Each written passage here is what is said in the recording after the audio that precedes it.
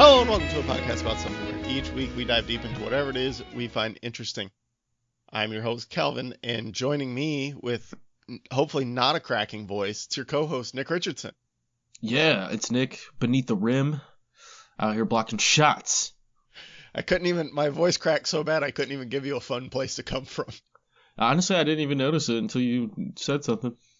My mind went completely blank. My voice may crack tonight. I have a bit of a cold. Getting through it. I'll be fine. Don't worry about me. But if the voice cracks, that's where it's coming from. He's a goddamn warrior. I'm warrior. going through puberty. He's a warrior, folks. Like a lot of these folks we're going to talk about. Except probably not an actual Golden State Warriors. Not a team known for their great centers.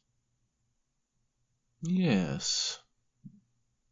But you got your Andrew Bogut's, your who was there before him? Isn't Bogut? Pachulias. Oh God, who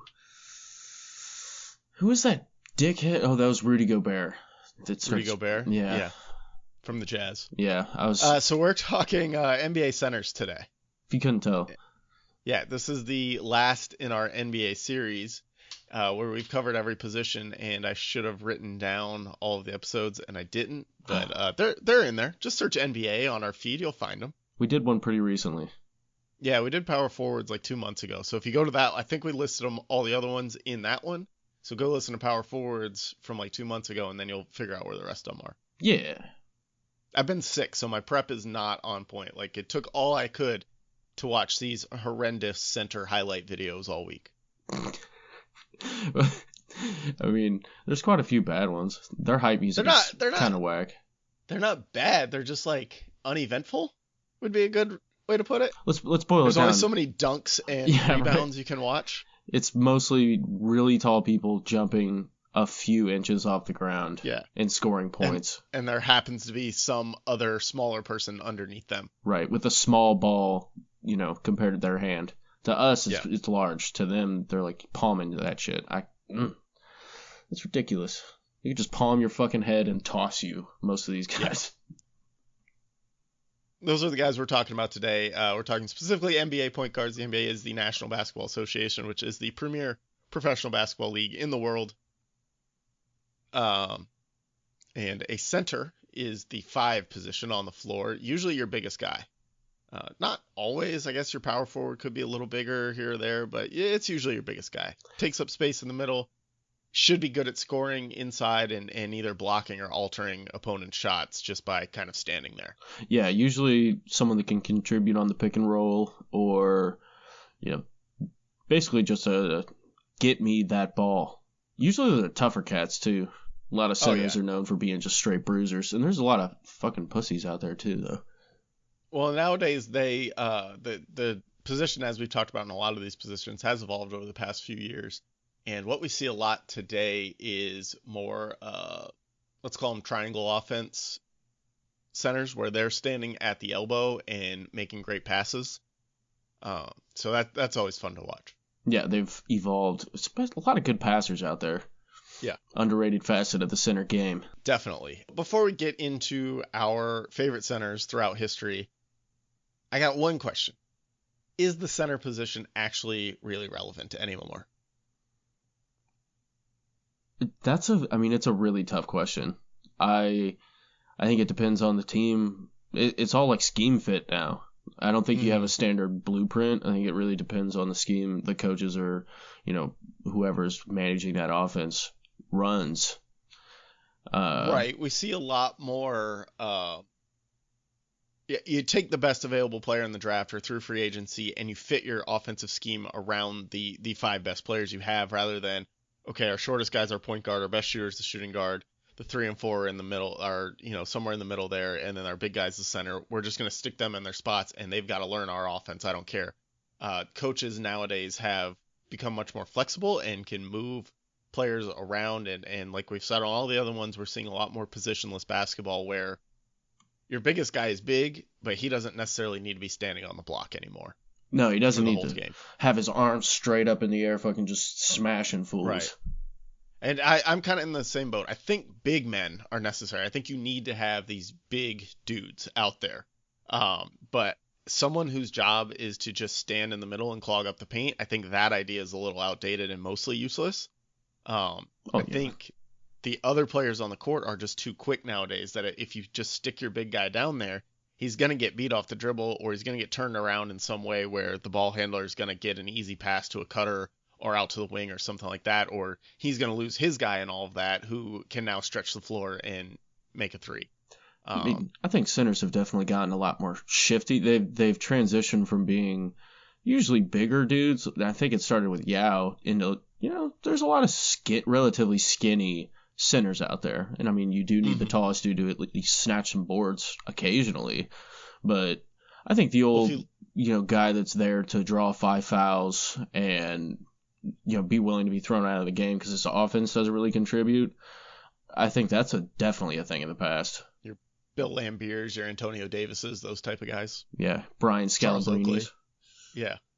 And another thing that I think you bring up as a good point is the centers are much more versatile now. They can move around the court. They can make their own shots. They're excellent passers, and a lot of them can stretch the floor. A lot of them can defend out on the perimeter a little bit. If you look at the Warriors, in crunch time, their center is Draymond Green. He's 6'9", but 6'6" is a listed weight I saw for him. Oh, Jesus. Yeah. Yeah, so that's something. He's very good at using his body to get rebounds and get in the way of people slashing to the basket. He's super nimble. Sometimes he does it a little more aggressively than he probably should.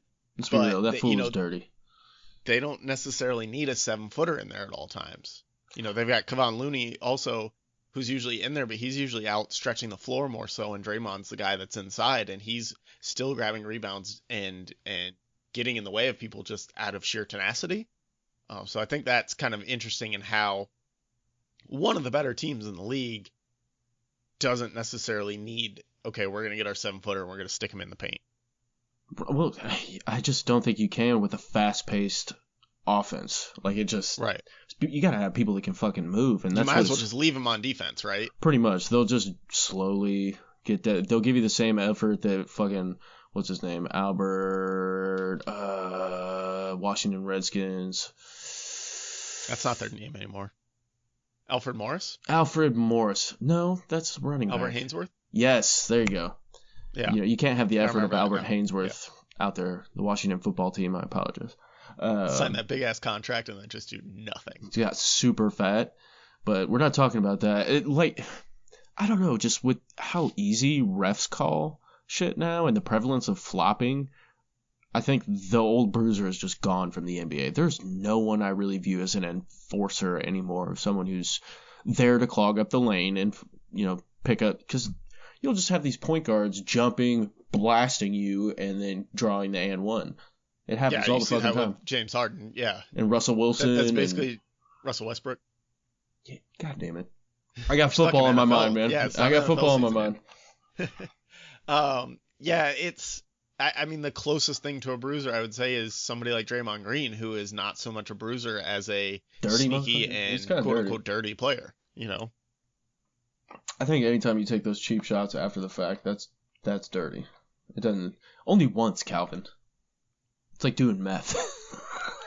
So one of the things I noticed when I was watching all these highlight packages of all these guys we're going to talk about, or I'm going to talk about today, is they're only like 4 or 5 minutes long, and that's a lot to do with. You can only watch so many dunks and rebounds. For the other positions, they're all at least like 10 minutes. With good music. And so that's kind of all I need to know about what centers bring to the game, or what people who are watching YouTube highlights want to see out of highlight packages. Centers just don't have it. Especially historically. Right. It's the unloved position of the sport. Not unloved. I think it's just the under glorified. Yeah. It's the right guard of the NBA. Pretty much. You need him out there, but... It's the nickel corner of the NBA. Nobody's looking at him. I was going for one of the fat guys, but, whatever. I got a couple right guards I really do enjoy. All right, so let's get to our 5, but really 6 fundamental somethings about NBA centers. We each picked 3 centers. These are our personal favorites to either watch or emulate. these are not necessarily the best centers ever. Otherwise, we'd just be here talking about Bill Russell versus Wilt Chamberlain the whole time, which I don't think that's the conversation we're going to have.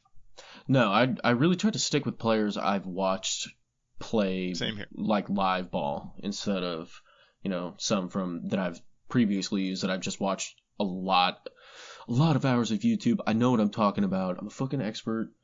I learned from YouTube, man.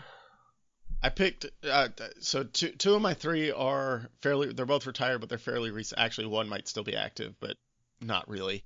And the other is like peak late 80s, early 90s, mid 90s. So like I've seen them all play, right, for sure. That makes it a lot more fun in my eyes. Yeah, I don't want to sit here and talk about what I think about Bill Russell because I never saw it. His stats are outrageous, but well, yeah, there were like 9 teams in the league, and he was the only 7-footer. This is why you need a tall guy. Specifically for Bill Russell. They're like, fuck, God damn it, he got us again. This dude's dropping 50 every night. All right, so who is your first favorite center? My first favorite center, also my first favorite human being. That's a goddamn lie. Sorry. I never played center, Nick. Sorry. Oh, I was man. a point guard. I got your back though, man. I was that guy. You foul my point, I'm gonna fuck you up. When I was like 12. Yeah. I don't think I could do much then. Anyway, Joakim Noah. Okay, I'll move him up in my list because he was my number 2. But nice. Yeah, I got Noah on there too. Let's fucking fanboy about Joakim Noah for a minute. Yeah. This cat is ugly as fuck, and he had the same haircut. Which is so weird. It is, because his mom's a supermodel. Oh my god, his mom is beautiful. His dad's decently handsome too. Yeah, he was a professional tennis player, and his mom's a supermodel, and he turned out looking like he is. But he's got those good athletic genes, that's for damn sure. You're goddamn right he does. This cat can ball. I mean, coming to a new country, especially moving to New York when he was 13, I think that helped with his grittiness a little bit, because a lot of people think France is just a bunch of pussies. Mm-hmm. Definitely not. Definitely, that culture's got a lot of pride and stuff like that. And then going to New York, I bet that dude fought like, I don't know. I'm gonna go out on a limb and say that dude fought a shitload of people in New York. He's a scrappy guy, and so the reason I picked him is because he's a Florida Gator. That's my homer pick here. He was the face of the franchise forever. Oh, absolutely, for 2 Not seasons. Forever. Yeah, that's 2 seasons in college basketball. It really is forever. He was named the most outstanding player in the 2006 Final Four in his sophomore year. He ranked 3rd nationally with 62.7% shooting from the field. Set NCAA championship game record with 6 block shots in 2006 versus UCLA, which was just like, I remember watching that, and that was one of the craziest things to watch is how often he got in front of those players. And that's Darren Collison, Russell Westbrook, Jordan Farmar, Luka Garmbamute. Like, these are good players on UCLA. Most of them ended up in the NBA. And he's just out there tanking all of them. He's crushing shit. He was ranked 26th in the nation and 3rd in the SEC with 2.44 blocks per game. Ranked 9th in the SEC with 7.1 rebounds per game in 2006. So in 2007, they run it back for his junior season, and he's named 2nd team AP All-American, and he averaged 12 points and 8.4 rebounds per game, which is kind of insane in college basketball because like they just, especially that season, they ran the floor with everybody they came against in the regular season. So like the starters didn't play that much because they were just killing everybody. And they earned first team. Yeah, Horford, Brewer, Torian Green, Lee Humphrey, like that was that's a nasty team. Fucking lineup, especially really in college. And I mean, I thought it was pretty dope that they came back to school after everyone thought they were going to go to the NBA. So let's talk about his actual NBA career. What do you have on him that stands out so much to you? Really? So he never really struck me as an all-around amazing player. Like, I never thought of Joakim Noah as, like, genuinely elite, even though he's got a shitload of accolades. All-Star in 13 and 14, Defensive Player of the Year in 14, All-NBA First Team, 2-time All-Defensive First Team. Dude was a lockdown player, but he reminded me more of, like, Michael Singletary, going back to the NFL here. You know, just a fucking a baller who's going to get those boards, get those Mm-hmm. tackles, and bring you a toughness, a grittiness, and at the same time, he paired so well with Luol Deng, Kirk Heinrich, Derrick Rose, like Taj Gibson, like that team, those I teams forgot about should have been Taj. so much better than they ever actually were. Like they made a couple runs in the playoffs in that like 2010 to 2014 range, And but then they just LeBron never got over the hump because Yeah. they didn't have that fifth guy. They didn't have the spot up shooter or anything like that. They did, but they traded Kyle Korver. They fucking That's true. traded his ass, and they never made it as far. Every team in the league has traded Kyle Korver. We can't hold that against the Bulls. He was pretty solid at that time. So was Kirk Heinrich, and we just let him walk. But I think really that was a scheme fit thing. I think Joakim Noah would have been a lot better as roaming a little bit, but that goddamn Tom Thibodeau is just rigid as shit. Yep. He was one of those stuck in his ways guys. He's grown a little bit. He's a little bit better now. But something with Noah is that, and this is stuff that I noticed more at Florida than you would probably ever notice in the NBA, just because of those Thibodeau offenses and the way everybody on the court is so much better.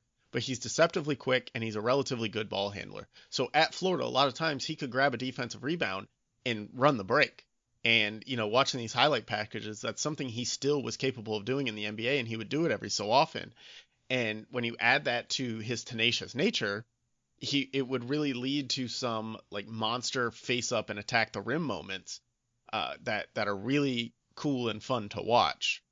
Oh, absolutely. Much more fun than his jump shot. His jump shot is ugly as fuck. So is his free throw shot. Like he's a solid mid-range shooter. He can hit up the open shot for sure. But 49% from the field over his career. That ain't bad.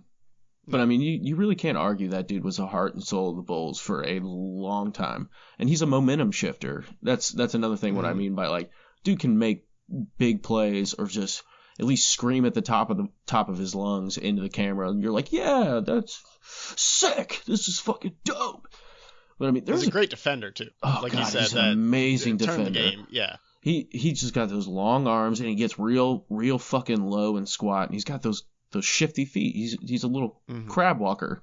Very good, and he's solid too. I mean, well, he has excellent timing with like blocking shots and things like that, which that's something again that you saw at Florida with leading the league with his block shots and setting a record in the NCAA tournament. Like that was he just knows when to go up for the ball and to get it. He knows how the opponent is going to shoot and how they're going to release it and how to maximize his ability to jump and get a hand on the ball. He's got great instincts. He's a disruptor. Oh man, is he ever? But he's kind of a bit of a dick at times. Yes. Like, even his teammates voted unanimously to suspend him for a bit in 2008 just because he's being a bit of a shit. Yeah, he started shit with LeBron. He, we talked about it on the Power Forwards episode. There was shit between him and KG. Which seems like maybe KG started it, but I wouldn't put it past Noah to be in there starting shit too. And somebody that I always like to compare him to from the same era is that we're going back to football here. Florida Gators football player, Reggie Nelson. He was a free safety on those championship, the football championship Gators teams. And the way Urban Meyer ran that defense is he would just pretty much lurk Reggie Nelson like 15 yards behind the line of scrimmage and just let him sit and survey and then attack whenever the ball's left. And he got so many interceptions and broken passes and everything like that. And they called him the eraser just because he would come out of nowhere because he'd be so far back and you'd have no idea where he is. And then all of a sudden he's disrupting this play that's on the line of scrimmage somehow when he started out 20 yards back. And that's kind of always how I saw Noah was the same way. It's just, the Russell Westbrook has an open lane to the rim in a national championship game, and then Noah comes out of nowhere and just beats the shit out of it. Yeah, bitch, boom. I will say he carried that into his NBA game as well. Absolutely, I don't think it fared as well in the NBA. I don't think he had enough weight to him to really do that. And people are just in general more athletic, right? Well, more athletic, bigger, stronger. Him going against Dwight Howard. Dwight Howard manhandled him every time. Noah tried as hard as he could, but Howard just he had maybe 10, 15 pounds on him, but he had the strength to really just outpush him. And it definitely hindered him in his career. He was injured all the fucking time. He only played 2 full seasons. I mean, yeah, twice. No injuries, 80 games played. He 74 in 07, 08. He probably wasn't injured. 67. Yeah. And those were his all defensive years. Right. And all there NBA years. Yeah. Makes sense. Yeah, so Joakim Noah, our first pick off the board. Nice. All right, so who's your second center then? Who's my second center? Excuse me. I thought we were doing 4. So I got each. All right. Well, then I'll have to be my second pick. I'm guessing you probably picked this guy. Joakim Noah then. Motherfucking Shaquille O'Neal. I figured you'd pick him, so I didn't. Oh, nice. Because Shaquille O'Neal is that dude. I don't even care. Everybody knows Shaquille O'Neal for the most part. He's goddamn Shaq. Yeah. Dude's worth a tremendous amount of money. He was a genie for a while. He was in Good Burger. He was all over the place, man. I mean, he does so much stuff. You Steel? Yeah. The first live action Steel? Come on now. I have Steel number 1. I'm very pumped about it. But I mean, he first overall pick in the NBA draft. A lot of these guys are pretty high picks. Drafted by the Magic, and in his rookie season, dude was averaging 23.4 points a game on 56.2% shooting, 13.9 rebounds a game, and 3.5 blocks per game. This dude came in and was just, people had never seen a person like this. 360, 7'1". I don't know if he's 360. And I don't think, not in the beginning of he was slender, like relatively slender in his rookie season. Like if you go back and watch those highlights from those years. Oh, he definitely is. But that was probably his strongest point, or just most raw power, because he was yanking down rims. They had to bolt that shit to the floor after he came into the game. Mm-hmm.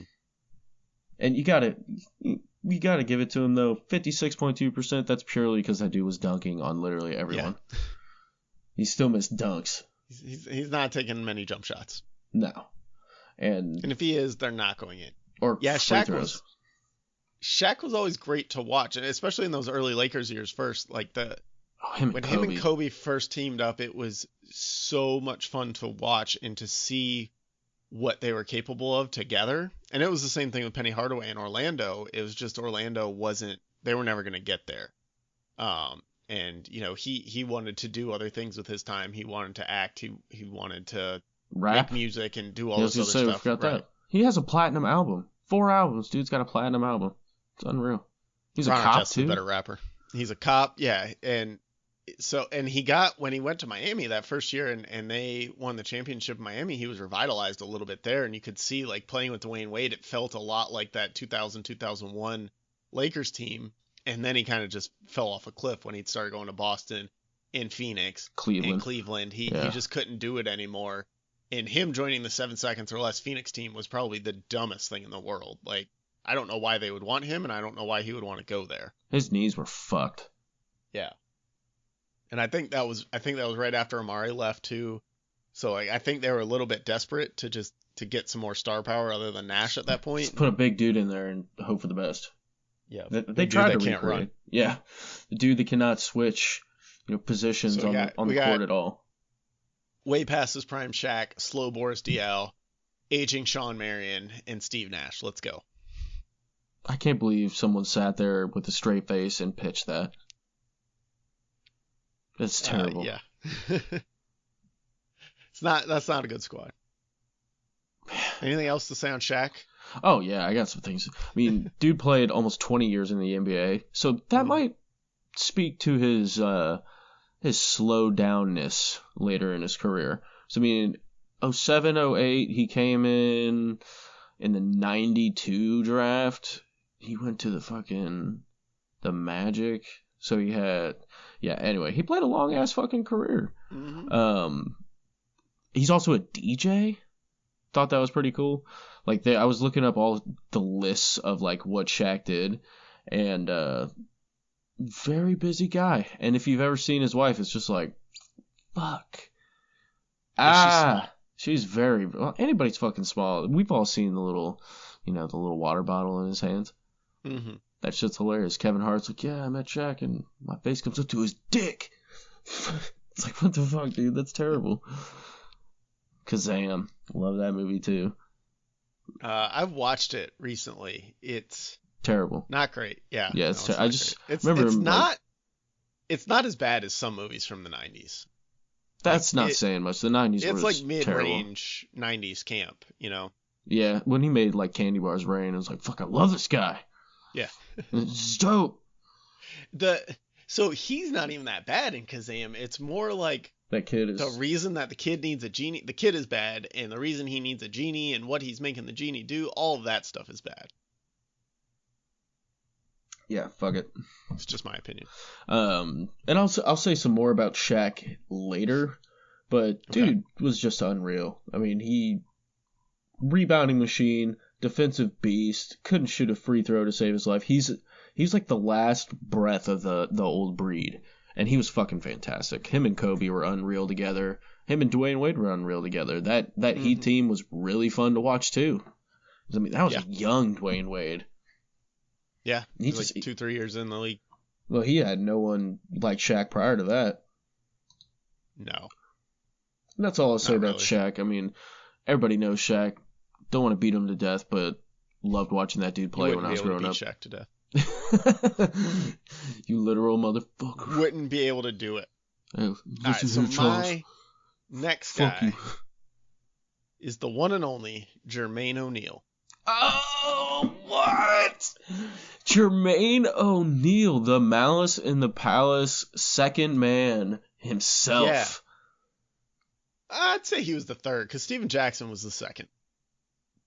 Dude. But Steven Jackson was all over the place. He was, but he wasn't Steven dropping Jackson people. got the second longest suspension off of that. Jermaine, because he was the second dude to enter the stands. Jermaine O'Neal knocked like 2 dudes out on the court. So Jermaine O'Neal. Yeah, totally. That's true. I mean, go back and listen to our Malice in the Palace episode for more on that, because we did a full episode on it. He was so masterful in the low post, and I'm watching all these highlights of him. They have him. A lot of these highlights show him doing this kind of long drop step into the middle, and he just does this kind of short to mid-range fadeaway, and he just didn't miss. If he was going up within 15 feet, if he pulled up, the ball was going in or he was drawing a foul. I'm watching all these highlights and kind of remembering his play, and he was exceptional at drawing and ones on these pull-up shots and going to the basket, because defenders would always assume he'd be going to the basket, and so they'd overplay him, and then he'd kind of pull up into him, which you see a lot of guys do on like 3-point shots now, but he was kind of doing it from this mid-range game. And he was just so big and long that the shot would be up before the defenders could disrupt it, and then they'd end up hitting him anyway, so the ball would go in and he'd get the foul every time. And he also had this deceptive power to him. So he had this kind of finesse mid-range game, but he had a way of kind of clearing everybody out and just dunking the funk out of you. Let's be real. This man had a powerful ass.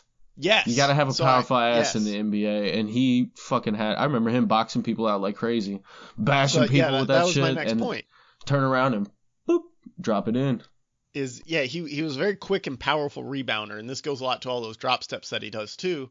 He looks really slender, but he was kind of like a taller, skinny guy, kind of in the KG Chris Bosh mold, but maybe a little bit thicker, but not too much.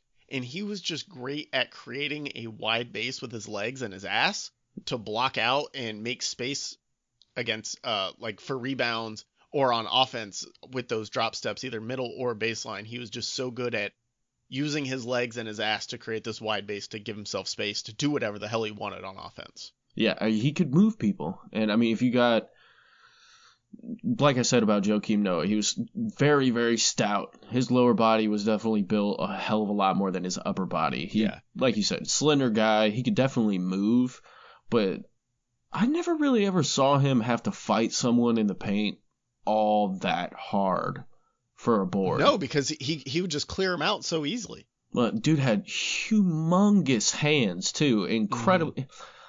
I'm not the biggest fan of him, but he had great control over the ball with his huge hands. So somebody like Shaq who has huge hands and he struggled with jump shots He has and free no throws. dexterity and But no. Jermaine O'Neal was so smooth and had so much control over everything he wanted to do in his prime, in those Indiana years and his early Portland years.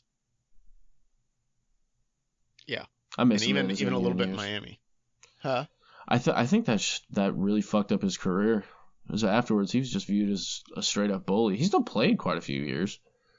Yeah, I mean, the Malice and Palace of 03-04, he didn't retire till 2014. Yeah, that was I never heard Bounced around a lot after that. That was a bad deal.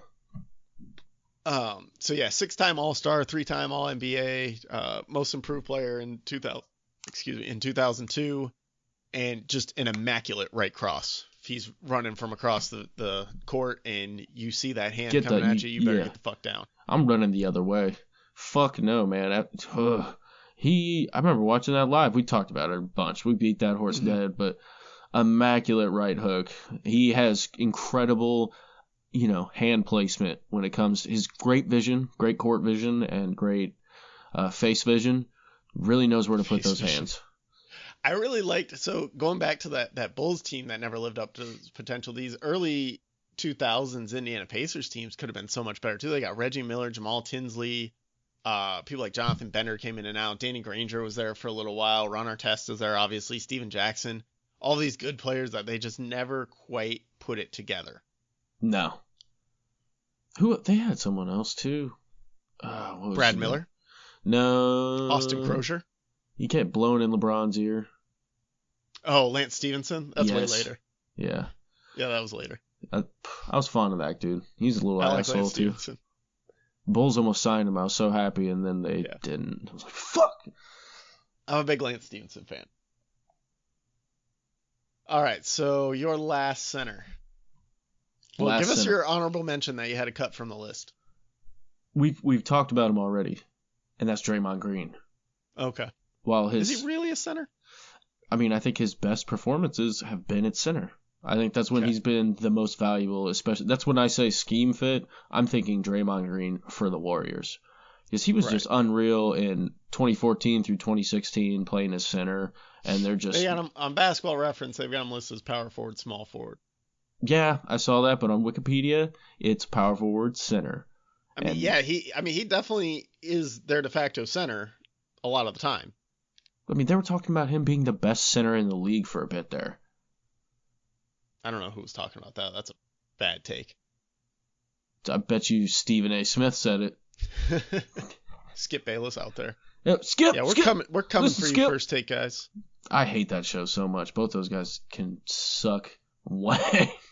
Yeah. All right. So who's your last one? Yao Ming. Okay. I almost picked Yao. I went with a different Houston Rocket, but we'll get there in a minute. Oh, I already know who you picked. That was before my time though. Yao Ming was prime of my lifetime. I remember just him and Shaq duking it out so much as a kid. I mean, he did not really win those matches all that much. No. But this guy, really incredible journey. He was pretty much forced to be created by the Chinese government. Don't come after me, China. His dad, he's the Ivan Drago of basically Chinese basketball. Yeah. His dad was 6'7", his mom was 6'3", and they both played professional basketball.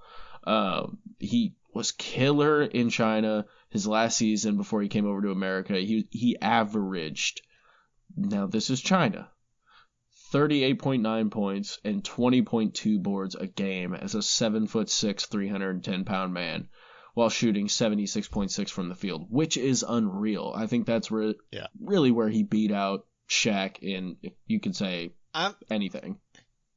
So I'm saying in the Chinese basketball league, he's not taking too many mid-range or long-range jumpers. Like, he's getting to his spot on the block wherever he wants in the Chinese basketball league. Are they the same height hoops? Yeah. But I can't imagine the defenders are the same height. No. Well, I mean, one of the big things that he was like 11 pounds, which was almost double what a normal, newborn Chinese baby weighed at the time, which is unreal. Drafted first overall once again, and I remember watching this because my dad made me sit down and watch it with him, and I was super thankful. It was his first meeting with Shaq in January of '03, and Yep. Shaq was talking all that racist bullshit. I'm not going to say it. You could Wikipedia it. He tried to say he was playing. That's racist as fuck. And another thing I got to mention about Yao. Here shelling out for China. Yao Ming was a humble cat. Yeah, Yao Ming was great. He really was like a genuinely good dude. Like people tried to fuck with him. He still so does a lot hard. of charity work in Houston and stuff too. Yeah, Like, I mean he's Houston, still because of Yao Ming, Houston has become like China's team. Oh yeah, absolutely, and they all have gear, and I'm sure that brought in a ton of Chinese audience into the NBA's demographic. Just, not only was he a Chinese player, he was a great Chinese player. Mm-hmm. Often injured, but yep. You don't have to sell me on these early 2000s Rockets teams. When we did point guards way back when, I picked Steve Francis as one of my favorite point guards. Oh, nice. These were just really fun teams to watch. Mm-hmm. Like I said, though, Yao was really the only dude that anyone thought could stand with Shaq. But still, I mean, the first game they played, Shaq was kind of balling outrageous. He couldn't stand with Shaq. At first, 6 points, first 6 points of the game, and blocked Shaq twice. And then basically, he ended up taking the game to overtime. But Shaq ended up killing it with 31 points, 13 boards, 0 blocks, while Yao had a measly 10, 10, and 6. Yeah. Which is on just 6 blocks, rebounds. Yeah, that is fucking nuts. And all around, I had some misconceptions as a kid when he first came into the league. I was just like, I don't see it. I really thought centers had to be really like thick dudes like Shaq, basically. Shaq, yeah. Just kind of plodding, tough guys that were just bruisers. Types. What's that? I said Vin Baker types. Right. And Bill Cartwright. He's just he's still a dense ass dude, but skinnier guy who just had a sweet jumper when he got outside. But it's like, you could probably cut him off at 3 feet, 4 feet from the rim. That's really where the accuracy starts going down, which is even though he can literally like put it in from 5 feet away. Yeah, I mean he was solid from inside 15 feet. Not great. He's no Jermaine O'Neal, but they never needed him to do that. No. They always had enough guys to space the floor, and at the time in the NBA, your center wasn't there for that. He was there to be in the paint and block shots and dunk. Get rebound. Right. And Yao was good at those things. Yeah, he was huge. And he was fast enough. I always felt he was slow, but I think that's more of like, because he was so big and long, he just looked slow. Yeah, I watched a funny video. It was like a 5 foot tall, 125 pound woman running 14 miles an hour on a treadmill, and then a 6'5", like 285 pound man, and they look dramatically different, but he's running the same speed as her, and does not look like he's moving very fast. It was a pretty cool video, and I think Yao was definitely that way. Not very good feet, but he was just so big he could really recover off that. Good hips, he could kind of shift pretty easy. Nate Robinson blocked him one time.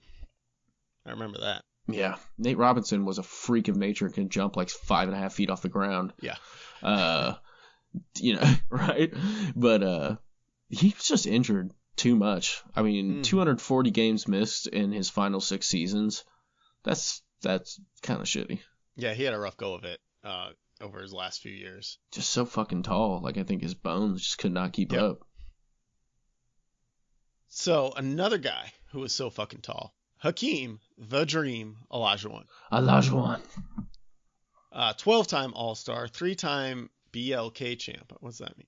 Oh, block champ, 2-time total rebounds champ, 2-time NBA champ, 12-time All-NBA, 9-time All-Defensive, Rookie of the Year in 1985, 2-time Defensive Player of the Year, 2-time Finals MVP. We got to note that those championships and Finals MVPs were in the years that Michael Jordan was not in the league, and the MVP of the league in 93 and 94. So good job capitalizing on Michael Jordan's absence. I'm going to slide right in here. Yep. And so the main reason I like Hakeem Olajuwon is the Dream Shake. The Dream Shake? Fill me in. Elaborate. You've never seen the Dream Shake? It's a signature move. He just Oh, I just never connected the two. yeah Okay. he does like he's very good at using his shoulders and his arms to do ball fakes. It's one of the few signature moves for like these NBA players that's actually based on ball fakes. You could maybe put like Dirk's head fake up there. Dirk had a really solid head fake that he Nasty. blew by. And then definitely Rajon Rondo's fake pass under the hoop. That was more or less the next evolution of the Dream Shake. But this is just he'd get you on the block, and he had this magical low post game where he could do anything with the ball, and defenders had no idea what to do, because it's not just the Dream Shake. It's not just I'm gonna fake right and then go left, or I'm gonna fake left and then go right. It's I'm gonna fake left, then I'm gonna fake right, then I'm gonna fade away, then I'm gonna fake like I'm fading away, then I'm gonna go to the basket. And if you watch these highlight packages, the defenders are just dumbfounded trying to keep up with them, because he had so many low post moves that he would just unleash at a moment's notice on these guys. It's really fun to watch. See, I never got to watch a whole lot of them, but I've heard nothing but great things about him. I've seen a couple highlights there. Yeah, just watch some of the YouTube videos. Just look up like Hakeem Olajuwon highlights and click on like one of the 7-minute videos or whatever. He'll drop step middle, he'll drop step baseline, he can face up and blow by it, he'll fake one way and spin the other. Or he dream shakes. He doesn't lose a step on any of these moves. He's got arms like Michael Jordan in the last scene of Space Jam, where they just look like they stretch forever. Yes. So he's great at blocking shots and Huge keeping hands. those block shots in play. He's everything that like Chris Bosh should have been and more. Man, that's saying a lot. Chris Bosh should have been unreal.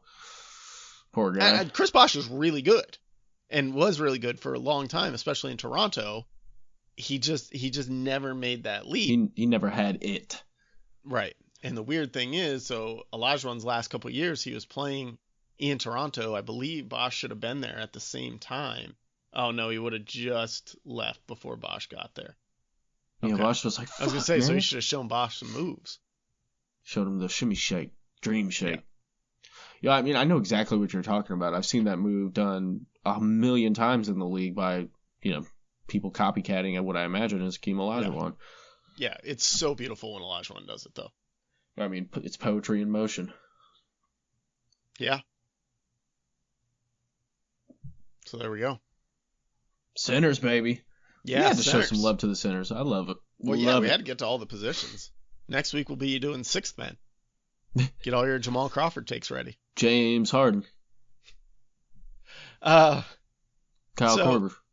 Oh, yeah. Jeremy Lin. Ooh, Linsanity, baby. Yeah. So, Nick, what would you do? Who is your favorite current NBA center? Not gonna lie, I have not been paying too much attention to NBA basketball the past year. I mean, just go with Draymond, I guess. I mean, I could, but I don't like Draymond Green, but right. Duke can ball. But so I got to go with Vucevic, whoever came to the Bulls recently from the Wizards. What I know about him, dude's a double-double machine. Like, 10th double-double in his first 18 games as a Bull. That's pretty solid. And, yeah, just out here getting boards. He's a pretty good player. Well, I never really liked the Wendell Carter pick or the Otto Porter trade. I just didn't really think they fit with the pieces we already had. But I think Vucevic, I would like to know how to say his name. I should learn how to say it. Vucevic? Okay. Yeah. I think him comboed with Lauri Markkanen. I'd love to see Tony Snell come back, and then Zach LaVine. Oh, and our newest, I think he's a power forward from like Florida. No, it wasn't the Florida Gators. He's a newer kid, but he can ball too. I'm excited for the direction of the Bulls. I'm not up on my Chicago Bulls game right now. Sorry. No, I'm a Bulls fan, and I'm not necessarily up. They've been terrible for years, and it's so frustrating to watch. So yeah, I'm excited to have someone who can score and snag boards in the paint, because Lauri Markkanen ain't it. No, and Vucevic, he played for the Magic for a while. That's he was drafted by the Magic. He was always really solid. He was like a solid starter always in Orlando.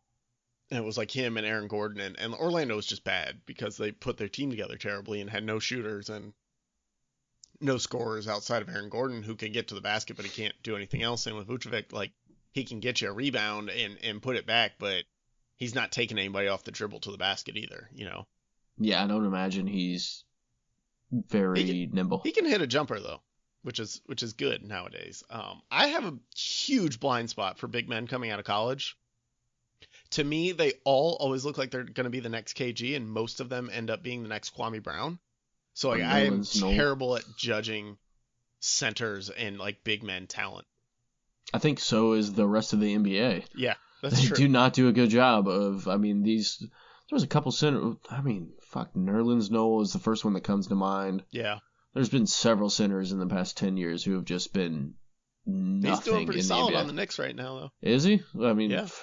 Dude's like 28 now. But I like Joel Embiid. Yeah, he's really good. I like how he trolls people on Twitter mostly, but he's also a great player that can kind of do it all. He's incredibly smooth, but also powerful and dominant at the same time. It's really weird to watch. He's an excellent finisher, and he draws these and ones kind of in the same way Jermaine O'Neal does from anywhere on the court. Like, any time he pulls up, he's trying to draw that foul, and the shots a lot of times go in.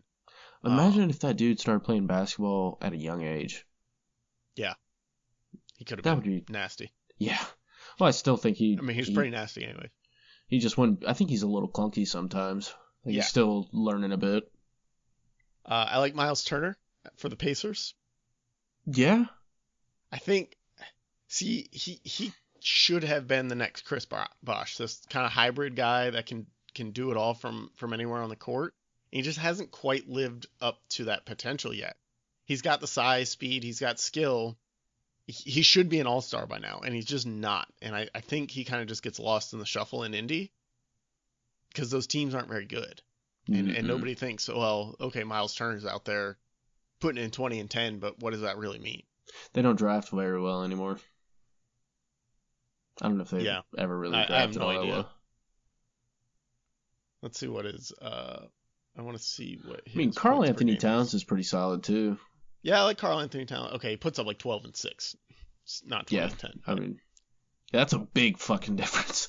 It is, but he should be better. And I don't know, like, I'm watching these highlights, and everything that I imagined he was going to be, he is in those highlight packages. He's just not... consistent? He just doesn't... Yeah, I guess he's not consistent. That must be it. It's easy to put together a highlight package of all his best plays, but when you have to play the other 48 minutes of a game, it doesn't really work out that way. Right. And I like Nikola Jokic. He's great solid. Passer. Yeah. Yeah. He's got a sweet shot. Oh, yeah. The Joker. But yeah, that's, centers are hard nowadays. They are. And you don't know what defines it. Like, is Anthony Davis a center, really? Maybe? I mean, he's just really fucking tall. Yeah. But the dude's got handles. Yeah. And can shoot beautifully. Exactly. It's very hard to define a center nowadays. And, the ones that are even like Joel Embiid, he's out there taking threes and making threes a lot. And he's one of the more prototypical centers that are out there right now. Yeah. Rudy Gobert, I guess, he's somebody who you'd say that's a center. And that's also all a dick. Is. Yeah. Also a COVID dick. And that's also all he is. But yeah, do we have anything else to say about centers or the NBA playoffs or anything? I'm excited for later rounds of the playoffs. I haven't been watching much. We talked about it before we started recording. I'm hoping that Luka and the Mavs make it past the Clippers because I want to see more of Luka. And I just don't care to watch the Clippers ever. No, I'm sick of the Clippers, man. They just need to go away or move to a different city. Yeah. I hope because I think the Lakers are in a pretty tight battle with the Suns right now, and I'd rather see the Lakers go farther. I like that Suns team. I like Devin Booker and those guys. It's not the same without LeBron there. No, it's not. I don't want to see a Luka versus LeBron 7-game series. You don't I'd get watch that if they get bounced, I would watch. Nah, I mean, I think LeBron would shut Luka down as long as he can. His conditioning is tight. Luka's really good. Luka's so shifty. He's a bigger dude than I thought, too. I also got a hot take that I don't think the Nets are going to make it to the finals. Who's knocking them off? Well, I thought the Celtics could, but that didn't fucking happen. They can never just all string it together at once. No, the Bucks definitely can't. Who are the other teams out there? I don't know. The Bucks. The Heat aren't going to. The Heat are already out. Yeah. I'm trying to think of who. I guess I got to look it up. The Hawks, maybe? Who are the Hawks playing?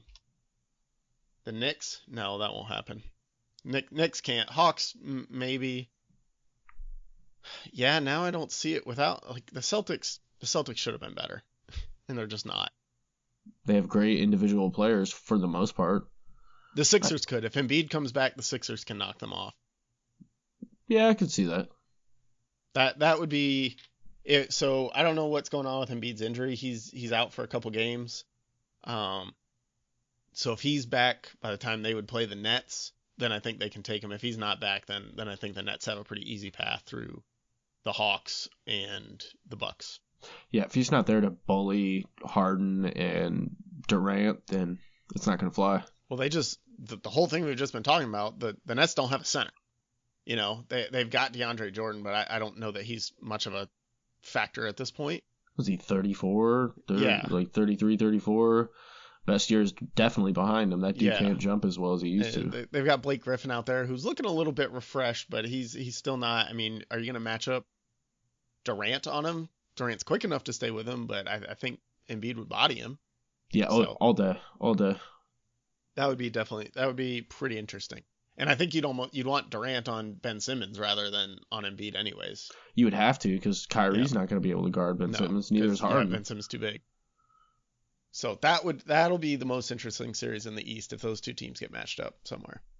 I 100% agree and would watch that whole series. Yeah. All right, so that's what we've got to look forward. There is our NBA playoffs preview. Sixers and Mavericks in the finals. That'd be sweet. Yeah, I don't know how that would be fun to watch. Oh, I would love watching that. Is Porzingis still playing? Yeah, I know he's still not doing great. That doesn't surprise me. I think his leg is fucked up for good. Yep. Okay, well, thank you to everyone for listening. You can check us out on Twitter. Let us know who your favorite centers are or what you think on the NBA playoffs and who you think is going to come out on top. If you think it's the Nets, you're wrong. I'm sorry, but you're wrong. I want to believe that for sure. On Twitter, we are at APA something and at alone_podcast. You can keep up with all the news on my next show. The magic number is 3 when it comes to TV, at Magic3TV Pod on Twitter as well. You can check out everything from the You Are All Alone podcast. New episode just dropped the other day at alonepodcast.com. Yes, sir. Alonepodcast.com. Check it all out there. Lots of cool stuff. And all of the music for Podcasts About Something is provided by those cats. You gotta stay sassy. Stay classy.